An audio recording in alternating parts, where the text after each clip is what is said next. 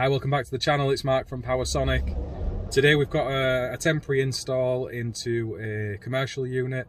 Well, I say temporary, it could be permanent for a period of time due to COVID, so the client can't get in there and install in the way they would like straight away. There's an issue with other trades coming in, so there is that office block to go up in there. There's some desks that need to be put up, but for the time being they've just asked for some sockets around the perimeter of the walls so they can get in and start using the building. They occupy another unit in that block and they just need the extra space. They've expanded quite rapidly and they just want to get in there, start using it, see where they need the power, and then they can make plans more permanently as things move along. So with that in mind, as I explained in the video, we've kind of tied into what was there already. So there was rigid heavy gauge black plastic conduit and metal clad sockets, and we've joined into that, kept the theme the same, run around the perimeter of the unit. Usually we'd go high level and then drop down to the sockets, but it's just more easy and streamlined to do it like this for the time being, because it's not going to stay like that forever, and also because there's the potential of sockets moving around here and there, and it makes it very easy to modify and adjust based on that. And obviously once we do get the other trades in and the office space is set up and the desks all installed, we can make a more permanent job of it all at that time. There's no danger of any of this really being damaged. It's heavy gauge black plastic conduit. They aren't allowed any vehicles in there. There's no pallet trucks or anything like that. There's just desks and computers going around the perimeter of the unit, some packaging areas, things like that. So we've got I'm happy that the containment's suitable for the environment, for the way that it's going to be used and occupied.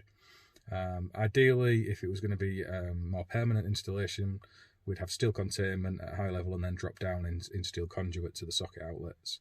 But as I said, there is actually office space going to be installed, and this just makes it really easy to work with in the short term, and it's much better than the extension leads that the client had thrown all over the floor before then. As you'll see in the video, Matthew's not in the best of moods, currently in lockdown 2, and obviously there's the issue of linking together, so he's not able to see his girlfriend in the way that he might like, and it's affecting his mood, which is understandable. And hopefully as we film some more videos, he might come out of his shell and get a bit more involved. That's the idea, because I think he's going to be more interesting to my potential audience than me. And it'd be nice to show how somebody who's been through the apprenticeship system quite recently and what they're getting up to in day-to-day electrical world. He might even do a little van tour for you. Although he can't, because he's just been bollocked for how messy it is today actually by me, so you need to tidy it up first. So anyway, I'll cut to the video, see what you think. Drop some comments in there. If you think it's a load of rubbish, then say so. If you think it's informative and helpful, same, drop a comment. Please like and subscribe. I'll keep the content coming, see if anybody actually finds it of use. This isn't for me to become industry famous or make any money from. I'm just doing it to try and help, because obviously with Apprentice 1-to-1, I'd like to help encourage people to become apprentices, and also employers to consider taking apprentices on. And I thought if I throw some videos around of us doing some installation work and how that process has worked for me and my business, it might help other people come to that decision as well. So yeah, enjoy. Hi, welcome back to the channel. This is Mark from Powersonic, and we're just on another commercial job today. This one's adding some additional sockets to a commercial unit, which they use for packaging, with the looks of things. So we're here today to put 12 additional sockets in, and we're working into an existing circuit for the majority of those. We're working with what's currently installed, so I'll show you straight away what we've got.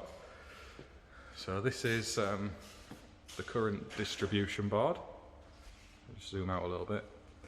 So we've got that in there. And then we've dropped out, well, this was already installed. Somebody's dropped out, and obviously that socket's in just the right place. I'm assuming that came before the sink. So we might have to do something with that one. But yeah, there's some additional sockets here in PVC conduit and then metal clad sockets. And we're just extending that around for the time being. Matthew's on with that now. He's got all these new bits and pieces down there. So we've got the laser on. State-of-the-art mounting system, so we can get it just where we want it, millimetre perfect. Brilliant tripod. So yeah, that's all set up on the back. You You can see where these post-it notes are here on the floor. This is the plan we've cut from the client.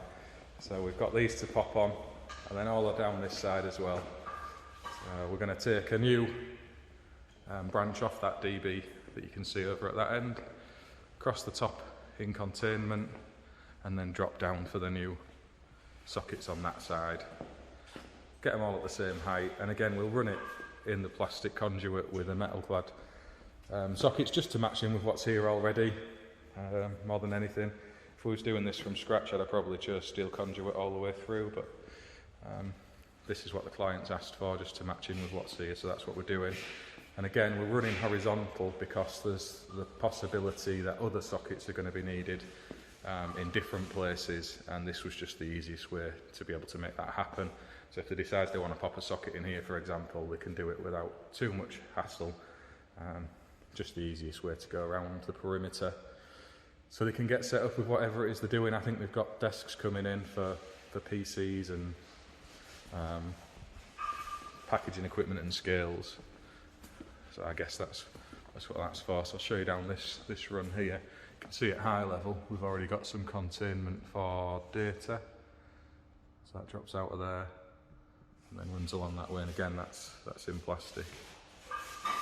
So Matthew's just marking out now for all these back boxes to get them drilled, get them mounted, and then we'll put the conduit between each one. Yeah, see how that pulls along? So you can see over here, Matthew should have his knee pads on, that's for sure. He needs to go and get them on. He's already got these ones set up at this side. See the laser level saddles all in place and ready for fixing. Draw some cables down as well.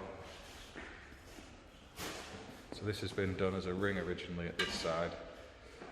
So we're going to drop into that just for this leg and reuse what's existing. Again, it's just a 2.5 mil ring. So we'll extend that out down this side and then do our own thing over at the other side. There's plenty of spare ways in the DB. And again, it looks like the socket circuit is on. Let's spin you around. Socket circuit is currently on L1, and we've got some spare ways on L1, so we can add the new sockets into there. It's important with them being, within reach of each other. It's an open space to keep them on the same phase, so that's what we'll be doing. Again, looking at the rest of the unit, it's in reasonable nick. I'm going to have to do something with that socket over the sink, some description, so I might shuffle that along or just do away with it altogether. Can't see that that's a particular use where it is. I'll get that blanked off and moved. And yeah, we'll press on with that. Actually, while we're on, I can show you these. Spin you around. These are our cable jacks. If you like, they just use these on the singles. So from cablemate.com. Pretty handy. You can convert them into little tables as well and put bigger drums on if you rearrange how the bars are laid out. So we've brought those in to help us draw the cables off. We've got the TIS test set ready to go there. Don't know what that yellow thing is. Never seen it before. I'm sure Matthew uses it. And yeah, this is a cool new tool. So this is from Klein, and it's for data cabling and TV cabling. So you can see on the end there, you pop your cables in, and then you get this little remote. So if I pop that out and show you it,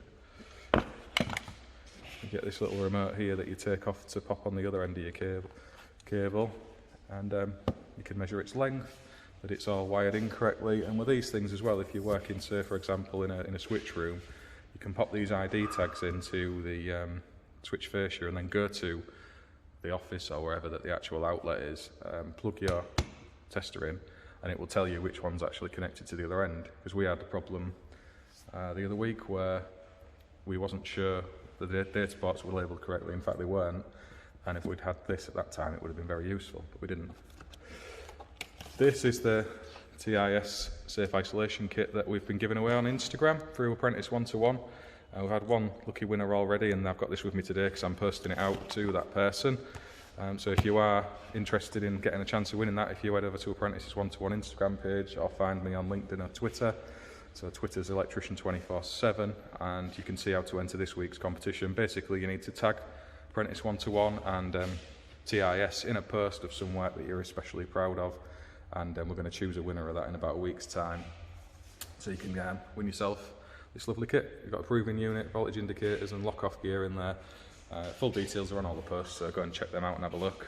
And yeah, we're going to press on with this now, see if we can get some of this slot on the wall, and then I'll drop back in more, show you some of the test results and what the cabling looks like that we've actually installed as well.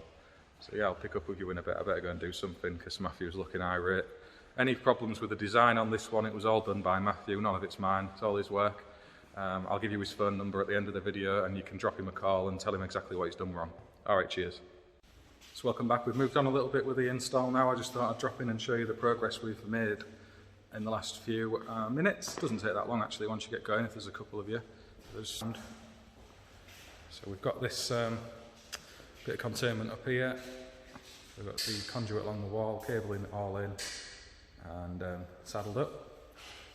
So obviously when you're doing your containment you get that erected first and then start drawing your cabling in. You can see here we haven't actually fitted the saddles over yet. To be honest, this is how Matthew would normally do it. If I wasn't here, that'd just be about that straight anyway. But as soon as I'm watching him, he's putting it on the wall straight with this one. So you can see we're all the way down there, and Matthew's just trying to fish down this void, see if we can keep it a bit neater, or as neat as we can. And yeah, that came in useful, pulling the cabling around. I don't know if you've used these on your drills before, but I highly recommend them if you've got an SDS. It's these Hoover attachments. So I'm going to put a little video up following this section of it being used so you can see, but we've not hoovered up or swept or anything. You can see everywhere along here where we've drilled. It's all nice and tidy, there's nothing to really just be cleaned up. So underneath this is where that hoover comes into its own. Obviously you're not exposing yourself to any dust or debris, but equally, you know, you're saving yourself a job later on. You don't need to sweep up or anything either, which is always a good thing. So if we screw it back around this way, show you the DB again, because I'm going to start having a look at this now. I'm going to start stripping this apart and seeing what we've got inside, make sure that we are workable for the new circuit that's going in, and adjusting this one, a bit of tidying up to do. So we've got a point of isolation away from this unit, so I'm going to go and get that knocked off. Another thing that I'd recommend is these Milwaukee packouts. A lot of people have got them now anyway, but we use them. It's just easy to get in and out of the van. Likewise on a night you don't have to leave all your gear inside, even if you're staying away in a hotel. You look a bit of a bell end fooling your trolley about, but you know, peace of mind that all your valuables aren't really left in a van, ready to be robbed. Out worse than the next day going out and seen that everything's gone. So they do come in useful for that. So yeah, we'll get on with this now, get these saddles on, get some of the socket fronts on, and I'll pick back up with you in a bit. Matthew's going to get on with that, and I'm going to have a look inside the distribution board and get everything isolated and together. So yeah, hope you're finding this interesting so far, and drop back in a bit. Cheers.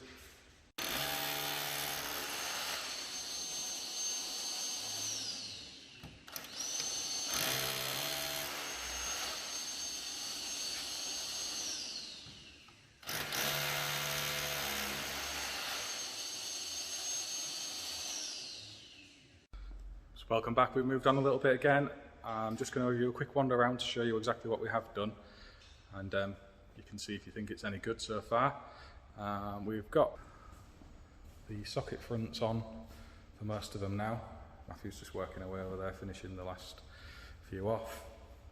I pulled the leg of this ring back because it finished at this socket, so I pulled the leg all the way out back to the DB, and you can see with this one, look, I've moved that socket away from the sink.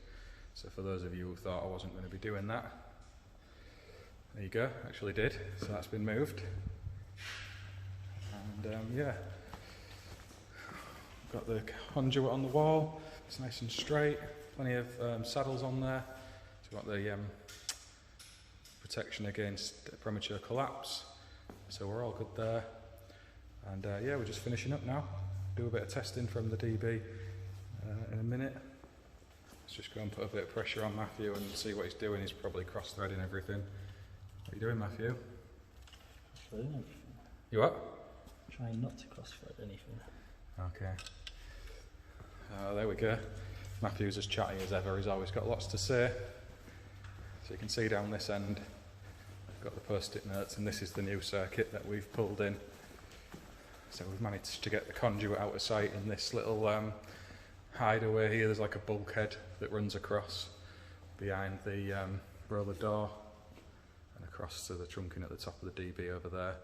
So we've popped that in a bit of twin earth and got it secured in some containment, so we're all nice and safe. We're not running singles, just lobbed over the back.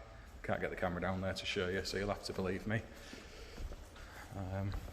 Yeah, so we'll get some dead tests done at the DB, and I'll show you some of that if we can, explain some of the results we've got. You know, roughly speaking, we're about 30-ish metres, maybe a little bit longer. I'd have to measure it to be exact. So it's not the biggest circuit on each side, and we'll see what test results we obtain. Shouldn't get any issues anywhere, hopefully, if we've done it right. But we'll see. Obviously, the first part of this leg's all been redone by us as well, because we've had to pull it out to move that sink one. So it's all brand new. So I'll pick up you in a bit.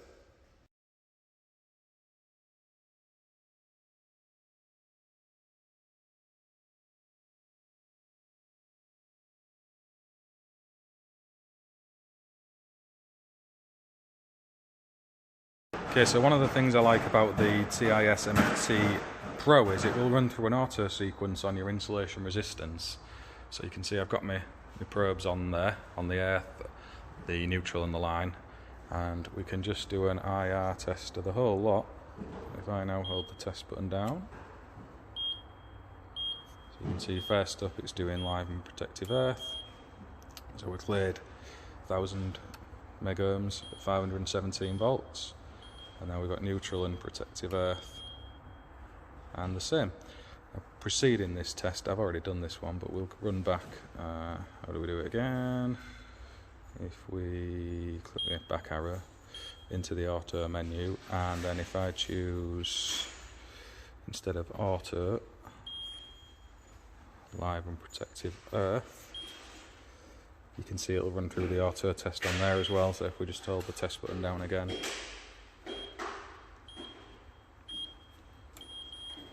and same again. It's pretty cool. I like it. You can switch it to a time test, so you can adjust that in the settings if you have a particular test you want to be doing. Likewise, you can change the minimum values, and you can adjust the voltage at which you want to test. So obviously this is a new circuit with nothing currently plugged in anywhere. We've just finished up getting it energized. I'll put a series of pictures after this, which will show the ZE measurement and your PFC, PSC measurements. They're about 0.16-ish for your ZE, and I think from memory it was 1.44 kA line to neutral. And then between the phases, I think we're measuring about 2.85 kA, something along those lines. But I'll put the pictures up after this, so you can have a little skim through the results on there. Just going to do a bit more testing now. Obviously with the continuity testing on the ring on this side, you do your measurements between your line and see that you've got continuity and what that is. Same with your neutral and your earth, and then do your crossover, and you should get the same reading at each outlet as you plug in along the ring for your R1, R2, and that's what we found. So we're just going to get on with the next stage of testing, and maybe jump back on with some of the live testing. We'll watch Matthew go around and get some ZS's, and we'll run the test set through its auto sequence. So yeah, that was that one. Drop back in a bit.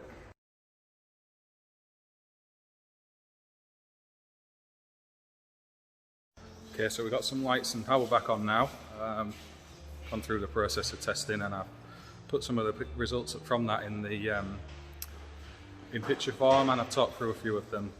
Obviously, like I said, I don't like to show how we do things. It's more the process of what we've done, I suppose. So I'm going to give you a little bit of a talk through what we've actually covered for the testing. Hopefully you found it beneficial. Matthew's just yellow thing. Not sure quite what that's for, but it makes a lot of noise. Never seen one before. If you know what it is, just drop it in the comments, because I'd be interested to know. Matthew won't tell me. So yeah, we just got that to get sorted out now, and then we're out of here really. So we've added 12 sockets into this unit. So around, you can see there they've got the flexibility now for if they say want a socket where that old doorway used to be, they can pop one in there. Or, I mean, they're well covered, they've got a lot of sockets everywhere. This is where they've asked for them to go. And again, you can see over at the sink there, I've moved that socket. I didn't just say I was going to, I've actually moved it. Just packing up now, having a little tidy up. Matthew's getting a few pictures of things we've noticed in the unit that aren't quite right. I mean, we've straightened out some of the more serious issues. One being that socket right over the sink, but there's a few little bits and pieces that need tidying up, and they're beyond the scope of works for us today, and we don't it, so that goes back to the client for them to decide what they want to do. Always important to make sure you do cover off bits and pieces like that. So yeah, hope you found this video interesting. As always, I'll do a little outro and intro that explain the job in a bit more detail, and perhaps stick the test sheets up, maybe some of the job sheets, minus client addresses obviously. See what's going on with all of that. So yeah, we're RCD protected. You would have seen us run through quickly on the RCD tests. So these circuits have got 61009, so RCBOs. So obviously we've put that in place.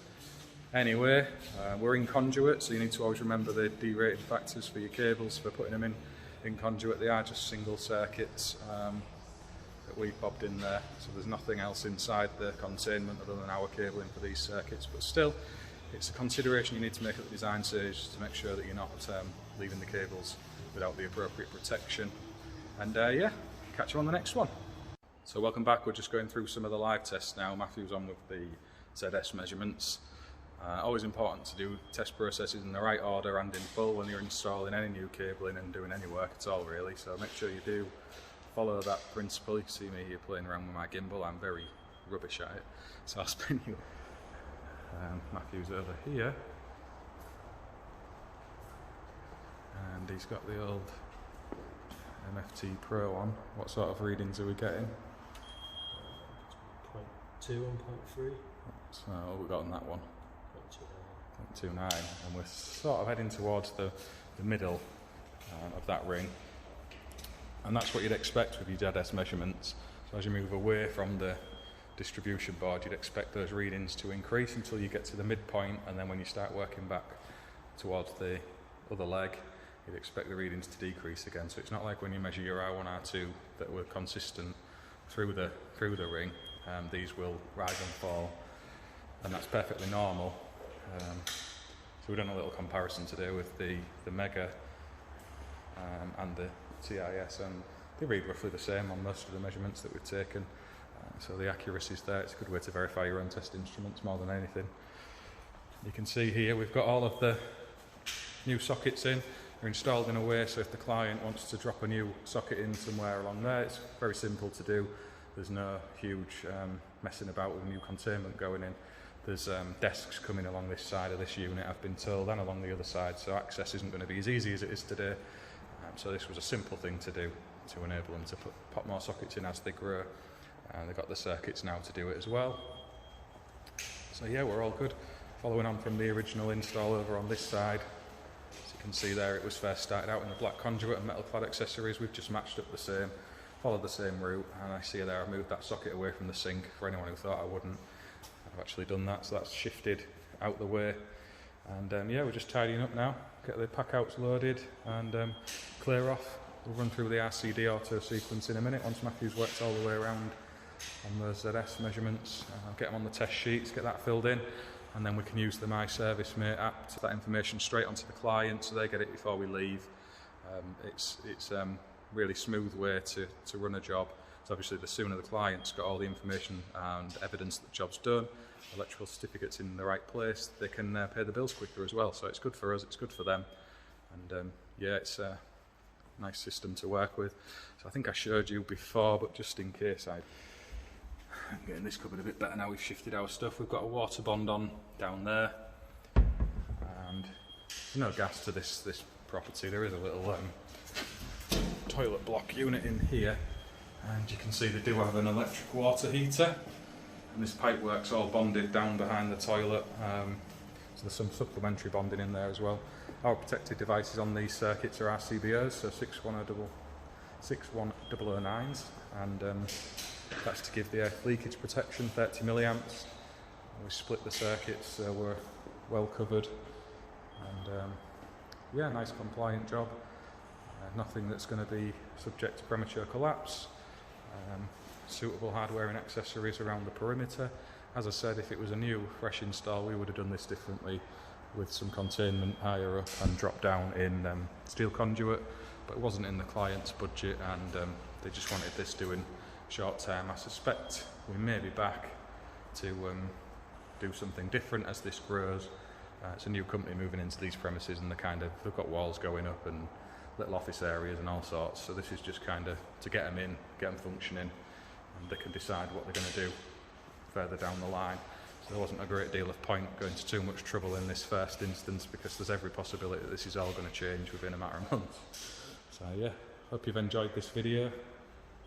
Just waiting for Matthew now to do this last socket. He's over there taking his time. So that yellow thing he had makes a right noise, sucking all sorts up with it. Never seen one before, so that was good to learn something today. So what are you getting on that one, Matthew? 0.32. Can you sense the excitement in Matthew's voice? I think he wants to go home. He's had enough. He's over the moon. So 0.32 on that one? Yeah. Do you look more interested if you tried? Bet you'd look more interested if your mate Nick Bundy was here. Yeah, I bet you would. Right, so stick with that socket and we'll run the RCD tests. I've run them already at the board anyway, but we'll run them from that socket over there now. And you start it off, Matthew, just on the auto RCD sequence, and then I'll start flicking the power back on over here as it pops off. So we're on L1 on this circuit. Yeah, Matthew beeping away trying to figure out how the RCD test works. You might get there in the end. There we go. So I can fire that back on, and it should run through the sequence now. Nearly there. I lost count. Is that all of them, Matthew? Yeah. Yep. So what times are we measuring on that? 26 milliseconds. Let's have a look. 4 times.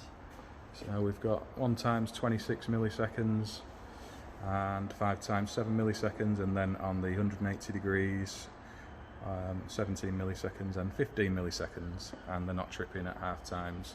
So we're all good there. We're all good. So that's the RCD test done on that particular circuit. I won't bore you with going through any more of the testing. And yeah, we'll get packed up now. So we saw earlier on in the video, there's these, it's upside down there. There's the TIS safe isolation kit that's up for grabs. Got that with me today because I need to be posting it.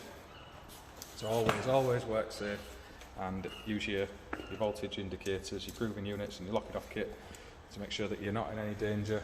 Always make sure that the circuits are dead before you become dead.